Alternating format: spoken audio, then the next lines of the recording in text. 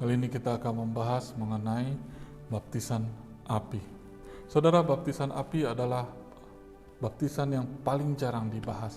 Mengapa? Karena perjanjian baru atau bahkan perjanjian lama begitu sedikit sekali berbicara mengenai ini.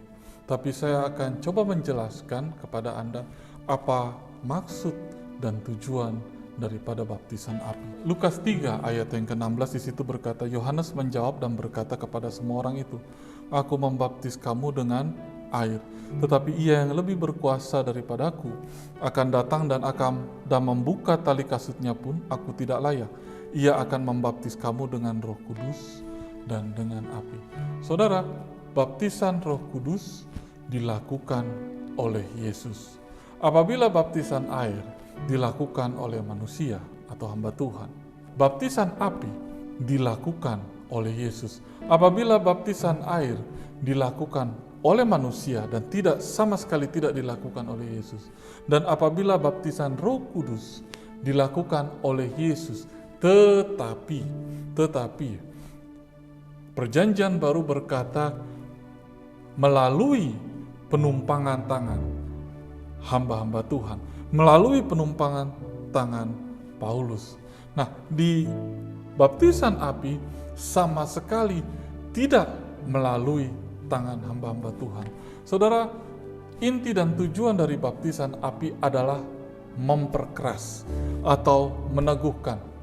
Apabila baptisan air dimaksud untuk membersihkan, dan apabila baptisan Roh Kudus adalah dimaksud untuk membentuk umat Tuhan pada waktu umat Tuhan berjalan seperti bangsa Israel yang berjalan di padang gurun, dan umat Tuhan di perjanjian baru berjalan dengan Roh Kudus, maka baptisan api adalah meneguhkan atau mengeraskan.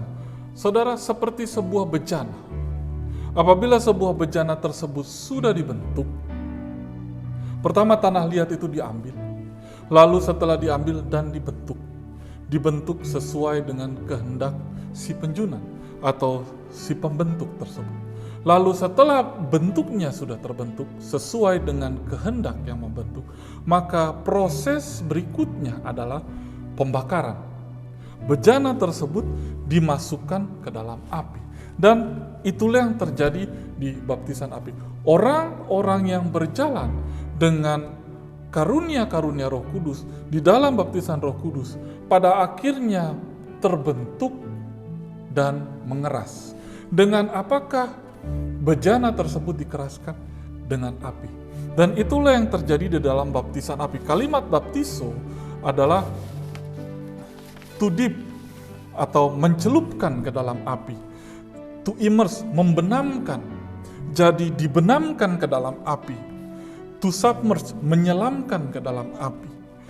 To cleanse, to membersihkan ke dalam api. Jadi api tersebut membentuk, mengeraskan, dan membersihkan. Membersihkan di sini, saudara, emas itu dibersihkan dengan api. Dibakar dengan begitu rupa sehingga terbuang semua. Yang bagian-bagian yang tidak atau kurang berharga dikeluarkan sehingga terjadilah emas murni. Jadi baptisan api bisa dikatakan adalah sebuah finishing, inti finishing daripada umat Tuhan. Sebuah kaca. Kalau Anda pernah melihat sebuah kaca yang dilabel sebagai tempered, itu maksudnya adalah kaca tersebut dibakar. Nah, hasil daripada pembakaran kaca itu akan lebih keras beberapa kali dibandingkan kaca yang tidak dibakar. Artinya membuatnya lebih kuat, membuatnya lebih kokoh. Di dalam emas, maka ia akan membersihkan, ia akan memurnikan, mengeluarkan yang kurang-kurang berharga. Sama seperti umat Tuhan, motifnya akan pada waktu memasuki baptisan api, dia akan dimurnikan, semakin dimurnikan, seperti emas. Dan itu adalah baptisan api. Baptisan api tidak dilakukan oleh manusia. baptisan api dilakukan oleh Yesus seiring dengan umat Tuhan berjalan bersama dengan Roh Kudus.